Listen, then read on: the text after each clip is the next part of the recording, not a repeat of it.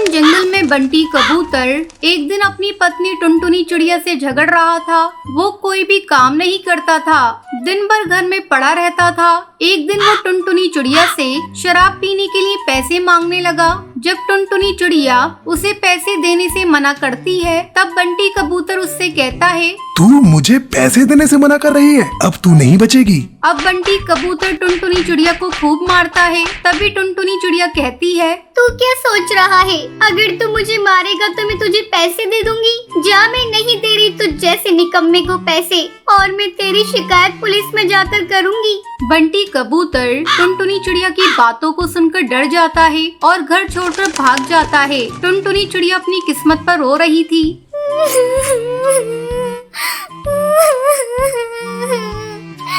उसके रोने की आवाज सुनकर कालू कौवा वहाँ आता है। वो टुनटुनी चिड़िया से कहता है, टुनटुनी बहन, एक शराबी के साथ रहने से अच्छा है कि वो इस घर में ना ही रहे। तुम उसके लिए क्यों रो रही हो? क्या बताऊं कालू भैया, घर में अनाज का एक भी दाना नहीं है। अब समझ में नहीं आ रहा है मैं क्या करूं। कहीं कोई काम मिल जाता तो मैं कर लेती। ठीक है टुनटुनी बहन, मैं तुम्हारे लायक कोई काम देखता हूँ और आकर तुम्हें बताता हूँ। इतना कहकर कालू कौवा वहाँ से चला जाता है। 2 दिन बाद कालू कौवा फिर से टुनटुनी चिड़िया के घर आता है और टुनटुनी चिड़िया को काम के बारे में बताता है। टुनटुनी बहन, मैंने आपके लिए काम खोज लिया है। आपको कुली का काम करना होगा। ठीक है कालू भैया, मैं कल से ही काम पर चली जाऊंगी।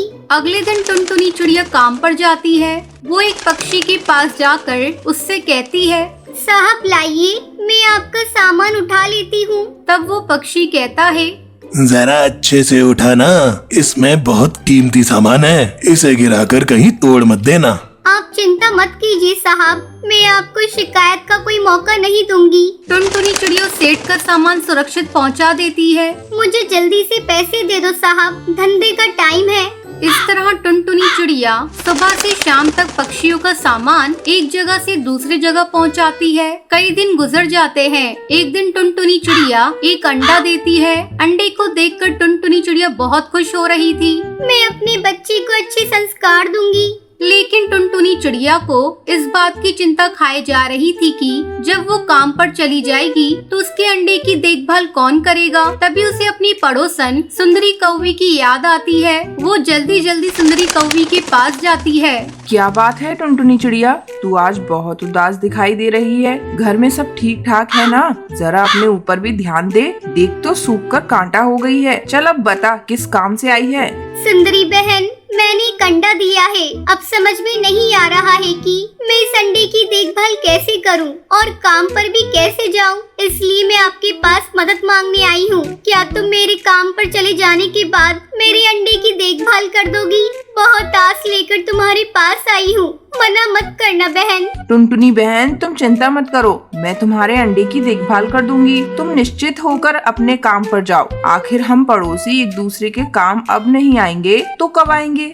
अब टुनटुनी चिड़िया अपने काम पर चली जाती है और सुंदरी कौवी उसके अंडे की देखभाल करने लगती है। इस तरह कई दिन बीत जाते हैं और एक दिन अंडे से एक नन्ही चिड़िया बाहर आती है। शाम को जब टुनटुनी चिड़िया अपने काम से वापस आती है, अपनी बच्ची को देखकर टुनटुनी चिड़िया बहुत ही खुश होती है और सुंदरी कौवी से कहती है, सुंदरी बहन, अगर तुम नहीं होती तो मैं अपनी बच्ची का मुंह भी नहीं देख पाती। आज से मेरी बेटी पर तुम्हारा भी उतना ही अधिकार है जितना मेरा।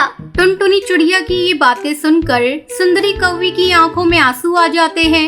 ये तेरा बड़प्पन है टुनटुनी कि तूने मुझे इस काबिल समझा। जब तक तेरी बिटिया बड़ी नहीं हो जाती तब तक मैं इसकी देखभाल करूंगी। तू आराम से अपने काम पर जाती रहना।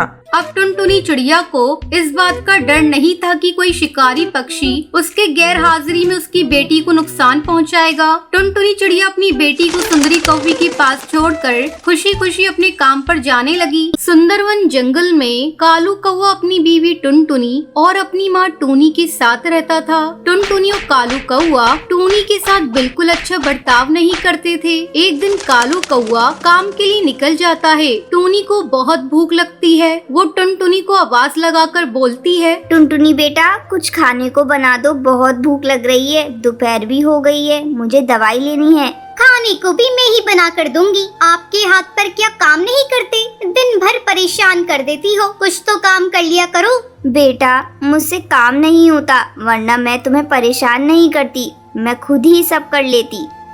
हाँ, खाना खाने को बोल दो बस तो भर भर कर खा लोगी, और थोड़े से काम का बोल दो तो हाथ पैर नहीं चलते इनके। इतना बोलकर टुनटुनी अपने कमरे में चली जाती है। टूनी चिड़िया भूखी ही रोते रोते अपने कमरे में जाकर सो जाती है। शाम को कालू कौआ नौकरी से आकर अपने कमरे में जाकर सो जाता है। टूनी चिड़िया भूखी प्यासी ही सोई रहती है, उसे कोई पूछने नहीं आता। दूसरे दिन टूनी की तबीयत खराब हो जाती है। टूनी कालू कौए के पास जाती है और बोलती है, बेटा कालू मेरी तबीयत आज कुछ ठीक नहीं है और मेरी शुगर की दवाई भी खत्म हो गई है, जरा बाजार जाकर ला दो। अरे माँ, तुम्हें पता है ना खर्चे कितने बढ़ गए हैं, मैं परेशान हो गया हूँ इन रोज रोज के खर्चों से। खैर आपकी दवाई लाकर दे दूंगा। और सुनो माँ, टुनटुनी को परेशान मत करना, वो बेचारी थक जाती है पूरे दिन घर का काम करते करते। पर बेटा मैंने कहाँ परेशान करा बहू को। चुप करो माँ, तुम्हारी नियत और सीरत मैं अच्छे से जानता हूँ, तुम बस चुपचाप एक कोने में पड़ी रहा करो। कालू अपनी माँ को बुरा भला कहकर काम पर चला जाता है। जब शाम को घर लौटता है तो टुनटुनी टीवी पर सीरियल देख रही थी और माँ टूनी एक कोने पर चुपचाप बैठी कालू बेटे का रास्ता देख रही होती है। कालू कौवा जैसे ही अंदर आता है फिर टूनी उसके लिए पानी लेकर आती है और बोलती है, ले बेटा पानी पी ले, थक गया होगा ना। हाँ, P low Kalu G P low, तुम्हारी माँ को ही तुम्हारी फिक्र है बस, मैं तो कभी तुम्हारे बारे में सोचती ही नहीं हूँ। ऐसा नहीं है बहू, तुम टीवी देख रही थी इसलिए मैंने पानी दे दिया, आखिर मेरा बेटा है। अरे सब समझती हूँ मैं आपकी हरकतें, कितनी चालबाज हैं आप, घर में फूट पड़वाना चाहती हो। ऐसा कुछ नहीं है बहू, बेटा तू समझा बहू को, ये क्या कुछ बोल रही है। क्या समझाऊं है, क्या समझाऊं, सही तो बोल रही है, कोई काम होता नहीं तुमसे और मुझे देखकर सब काम खुद करने लग जाती हो। मुझे तो समझ नहीं आता कि कैसे झेलूंगा मैं तुम्हें माँ। मैं तो कहती हूँ इनको ना किसी वृद्धाश्रम में छोड़ाओ, जान खा रखी है इस बुढ़िया ने। हाँ, सुबह ही किसी वृद्धाश्रम में ले जाता हूँ। बेटा मैं कहीं नहीं जाना चाहती, मुझे अपने से दूर मत कर, मैं मर जाऊंगी। तुम्हें जाना ही पड़ेगा माँ, तुम इस घर में रहने लायक नहीं हो, तुम्हें इज्जत की रोटी हजम नहीं होती माँ, और ना तुम हमें ठीक से रोटी खाने देती हो। अब हम ही इस घर को छोड़ देंगे, बस यही चाहती हो ना। कालू कौवे की बातें सुनकर टूनी रोते रोते बोलती है,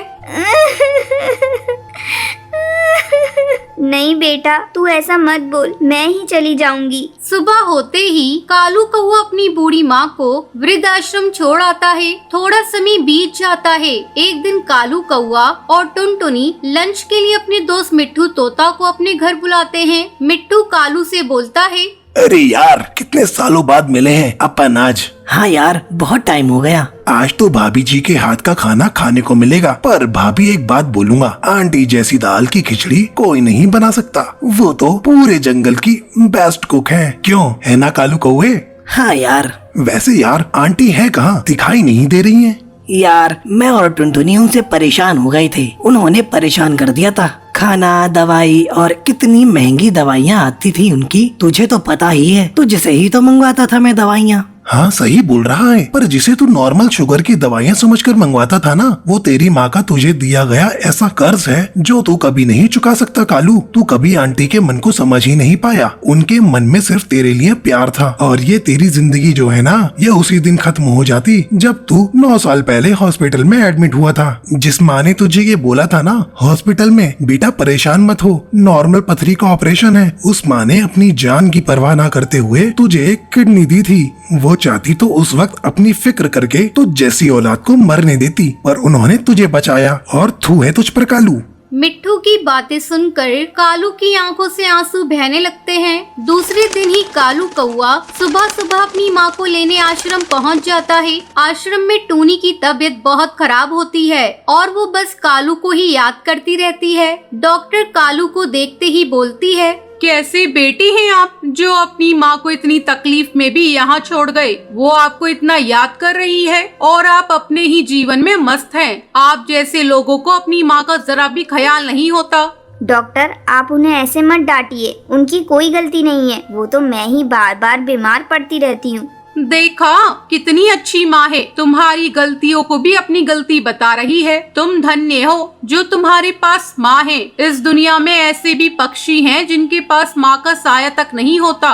डॉक्टर की बातें सुनकर कालू अपनी माँ टूनी को रोते रोते गले लगाता है और बोलता है, माँ मुझे माफ कर दे माँ, मैं तेरे कर्जों को कैसे उतारूं? माँ मैंने तुझसे बहुत बुरा बर्ताव किया माँ। माँ जी, मैंने भी बहुत बुरी तरह से आपको परेशान किया, मुझे माफ कर दीजिए माँ जी। अरे मेरे बच्चों, माँ कभी अपने बच्चों से नाराज होती है? मैं तो बस हमेशा तुम्हें खुश देखना चाहती हूँ। और फिर तीनों खुशी खुशी घर आ जाते हैं। बहुत समय पहले सुंदरवन के जंगल में टूनी चिड़िया अपनी 5 बहुओं के साथ रहती थी। टूनी चिड़िया के बेटे बड़े बड़े ऑफिस में काम करते थे, फिर अपनी सारी कमाई अपनी माँ के हाथों में देते थे। एक दिन बड़ी बहू टुनटुनी अपने पति बंटी कबूतर से कहती है, क्यों जी, दिन भर घर का सारा काम करे हम और पैसे लेंगी वो माँ जी। कान खोलकर सुन लो, अगले महीने से सारे पैसे लाकर मुझे देना। एक एक पैसे के लिए माँ जी के सामने हाथ फैलाना पड़ता है।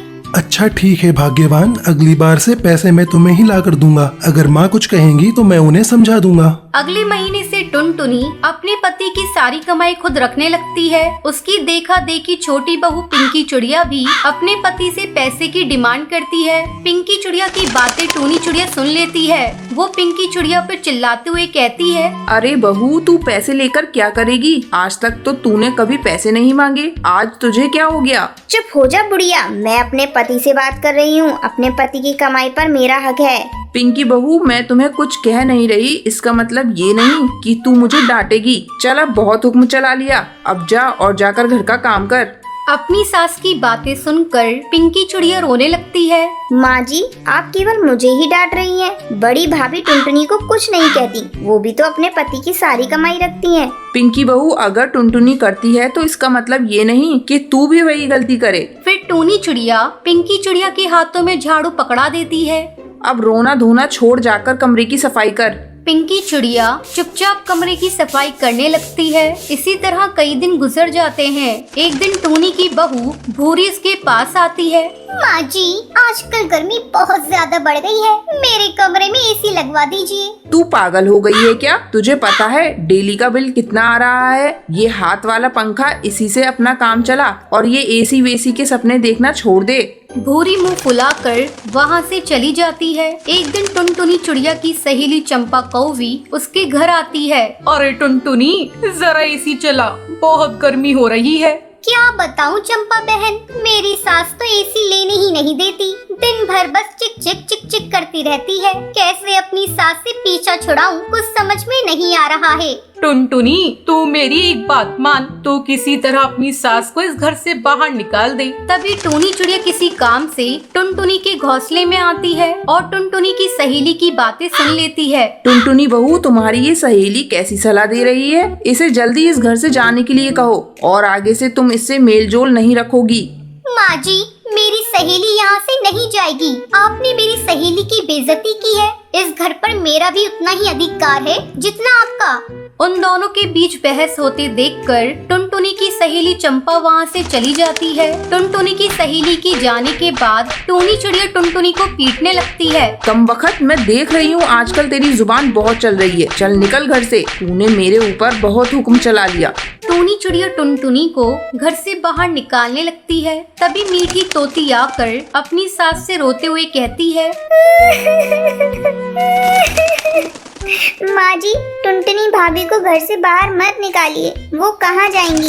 इनकी तरफ से मैं आपसे माफी मांगती हूँ। अरे बाप रे, आज तो माँ जी का गुस्सा 7वें आसमान पर है। आज तो शांत रहने में ही भलाई है।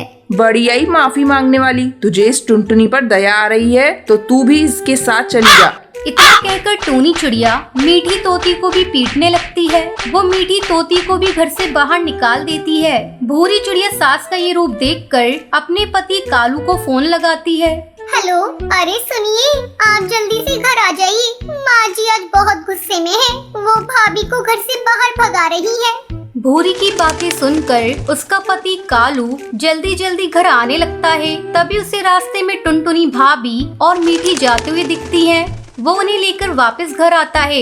ये क्या, तुम दोनों गई नहीं? मैं तुम्हारी टांगे तोड़ दूंगी अगर एक कदम घर में घुस आया। अपना काला मुंह लेकर वापस जाओ, यहाँ तुम्हारी कोई जगह नहीं है। माँ जी आप शांत हो जाएं, बात तो बताएं क्या हुआ है। इन दोनों की जुबान बहुत तेज हो गई है। अपनी सास पर हुक्म चलाना चाह रही थी, इसलिए मैंने इन्हें घर से निकाला है। बंटी कबूतर और हरिया तोता माँ जी से माफी मांगते हैं और टुनटुनी चिड़िया और मीठी तोती दोनों अपनी सास से माफी मांगती हैं। इतना सब देखकर टूनी चिड़िया का गुस्सा शांत हो जाता है। टुनटुनी चिड़िया और मीठी तोती के साथ जो हुआ ये सब देखकर बाकी बहू भी सुधर जाती हैं और सभी माँ जी के साथ अपना जीवन खुशी खुशी बिताने लगती हैं।